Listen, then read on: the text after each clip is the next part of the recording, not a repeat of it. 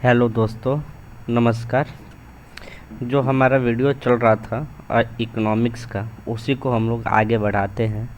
और अभी तक हमने इकोनॉमिक्स में क्या क्या पढ़ लिए हैं वो एक नज़र में देख लेते हैं।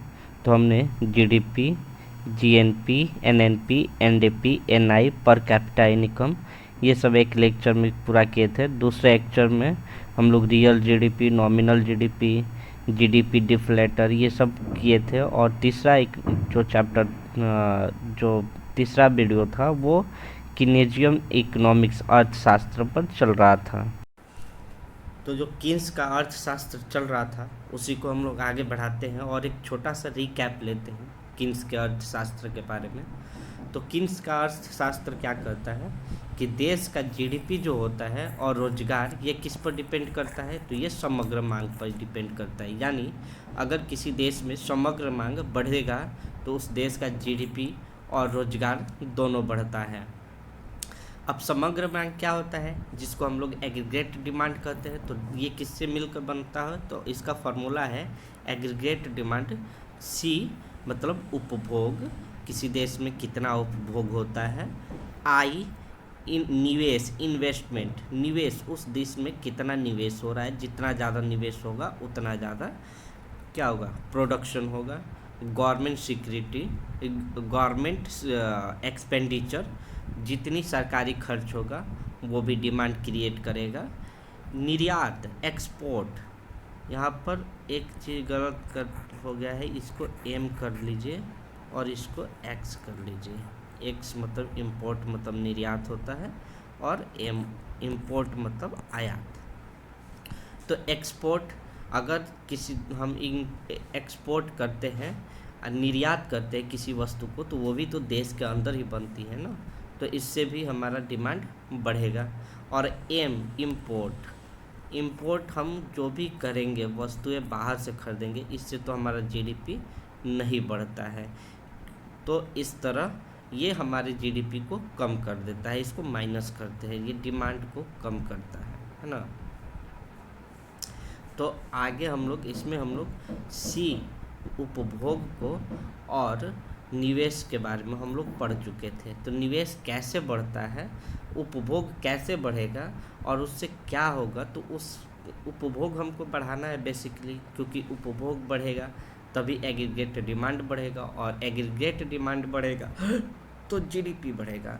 तो उपभोग किस पर डिपेंड करता है, तो उपभोग आय पर डिपेंड करता है। किसी देश में अगर नागरिकों का आय जितना ज़्यादा होगा, उस देश में उनका वो व्यक्ति उतना ही ज़्यादा उपभोग करेगा, उतना ही ज़्यादा खर्च करेगा। ठीक है, तो ये हम लोग देख चुके थे, इसको पिछले लेक्चर में हम लोग ग्राफ के अनुसार समझ चुके थे। ठीक है, तो अगर है तो पिछला लेक्चर आप लोग पिछला वीडियो में देख सकते हैं डिटेल में।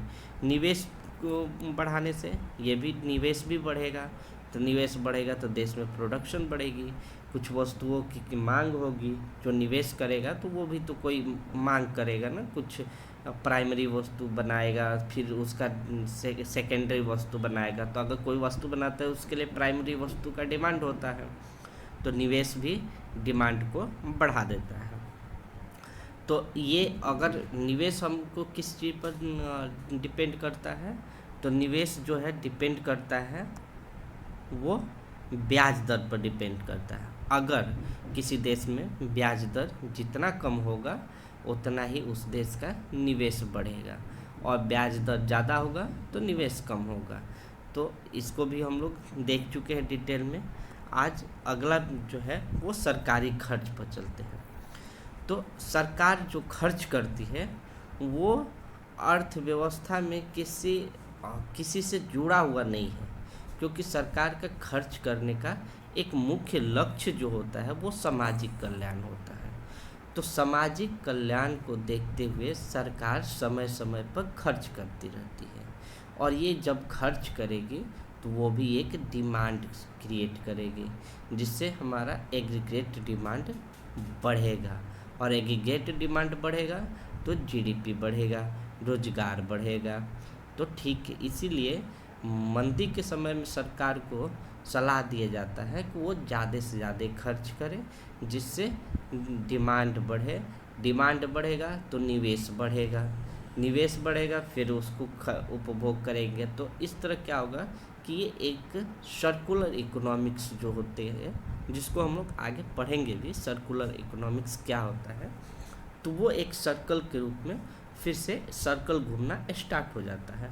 तो सरकारी खर्च सभी चीज़ों से स्वतंत्र होती है और यह इसका मुख्य लक्ष्य क्या होता है, तो सामाजिक कल्याण होता है। अगला जो है निवेश। निवेश क्या होता है, तो विदेशी निवासियों द्वारा संबंधित राष्ट्र की वस्तुओं और सेवाओं पर किया गया खर्च, ये निवेश होता है।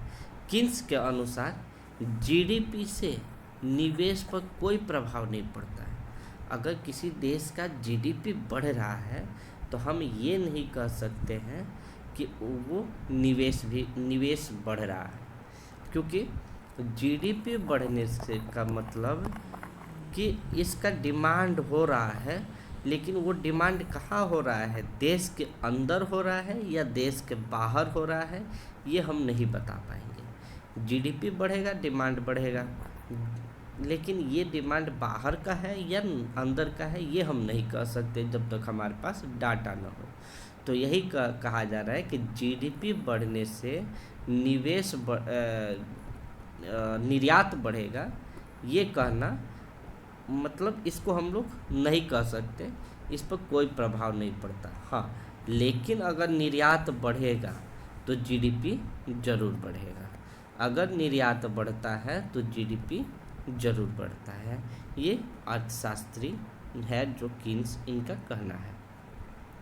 आयात जो क्या करता है, आयात किसको कहते हैं, एक देश के निवासियों द्वारा विदेशी वस्तुओं पर किए जाने वाले खर्च को आयात कहते हैं। किन्स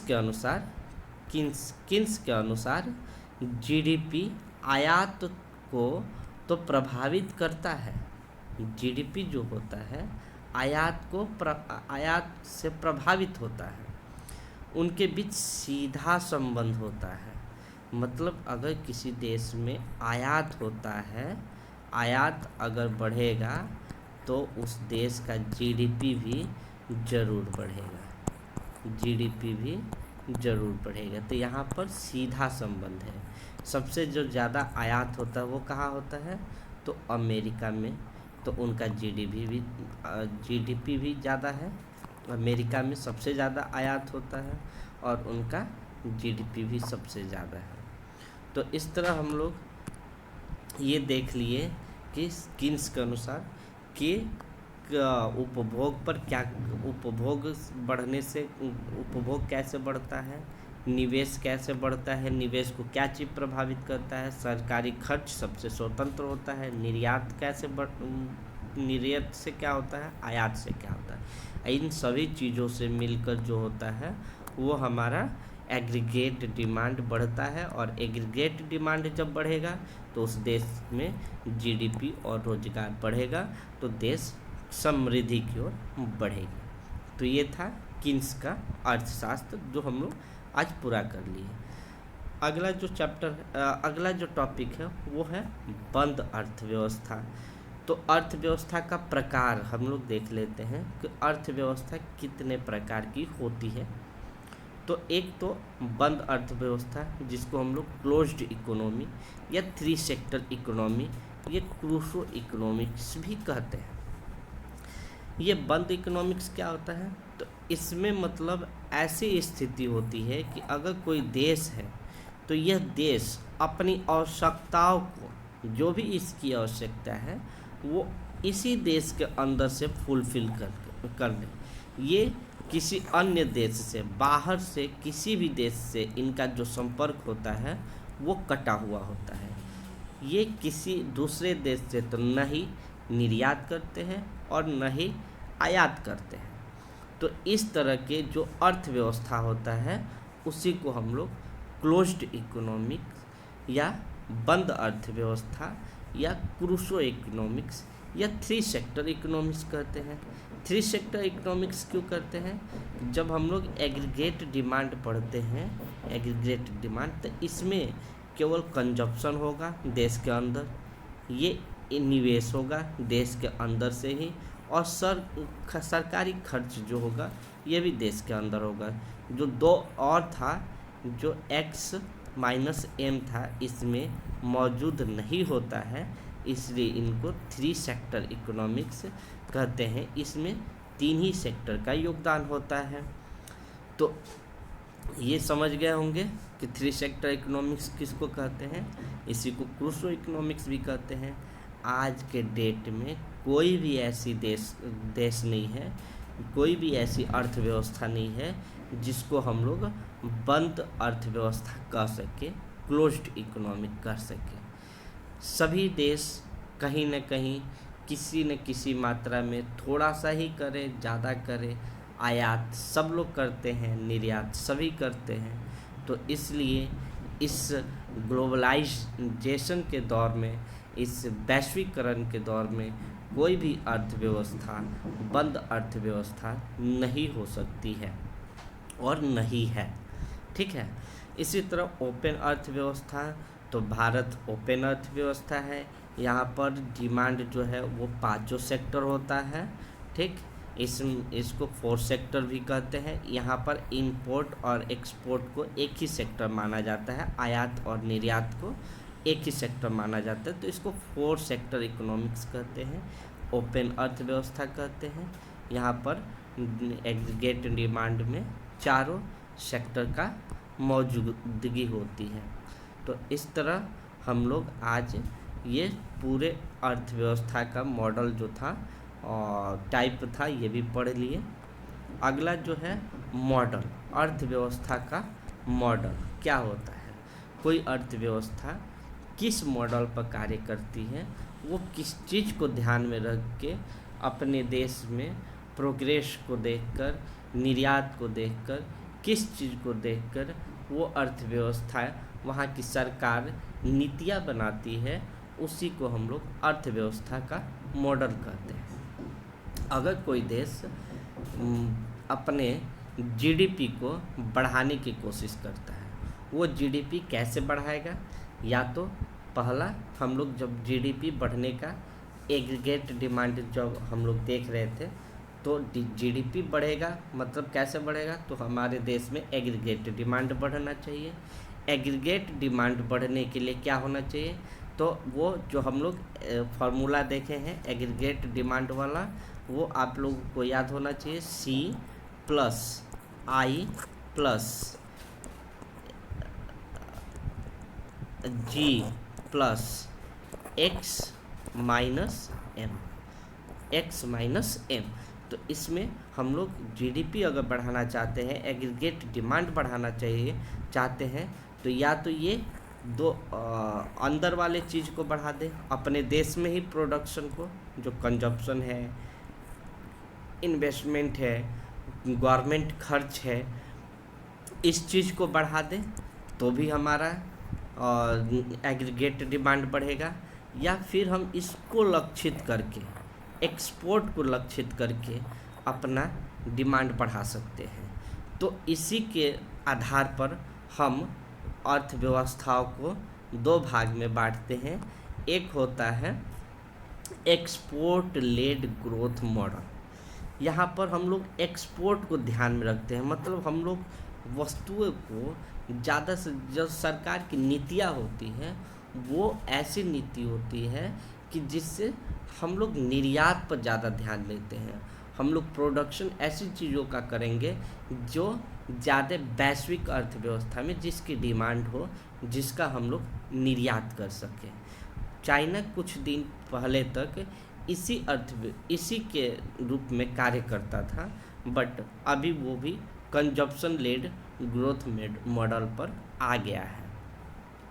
क्योंकि वैश्विक अर्थव्यवस्था में हम लोग देख रहे हैं कि बहुत सारे देश, अमेरिका, बहुत सारे देश क्या कर रहे हैं कि अपने यहाँ वस्तुओं पर प्रतिबंध लगा रहे हैं, बाहर की वस्तुओं पर। तो इस स्थिति में हम लोग क्लोज्ड मतलब इंपोर्ट एक्सपोर्ट पर नहीं रह सकते हैं अपने जीडीपी को बढ़ाने के लिए। तो यहाँ पर हम लोग देख लेते हैं, यदि कोई अर्थव्यवस्था निर्यात को केंद्रित स्थान देते हुए, केंद्रीय स्थान देते हुए जीडीपी को बढ़ाने की कोशिश करती है, तो उसको हम लोग एक्सपोर्ट लेड ग्रोथ मॉडल कहते हैं। उसी तरह कंजप्शन को ध्यान में रखकर, उपभोग को ध्यान में रखकर अगर कोई मॉडल कार्य करता है, कोई देश कार्य करता है, इसमें यदि कोई अर्थव्यवस्था उपभोग को ध्यान में रखकर अपनी नीतियाँ बनाती है, उत्पादन करती है, तो ऐसे अर्थव्यवस्था को कंजप्शन लेड ग्रोथ मॉडल कहते हैं। तो ये था आज का चैप्टर। भारत जो है कंजप्शन लेड पर ही कार्य करता है। ठीक है, तो इस तरह हम लोग देख लिए इकोनॉमिक्स का एक बड़ा चैप्टर था, जिसको हम लोग आज ख़त्म कर दिए। इसमें और कुछ चैप्टर है जिसको हम लोग आगे, और कुछ टॉपिक है जिसको हम लोग आगे देखेंगे।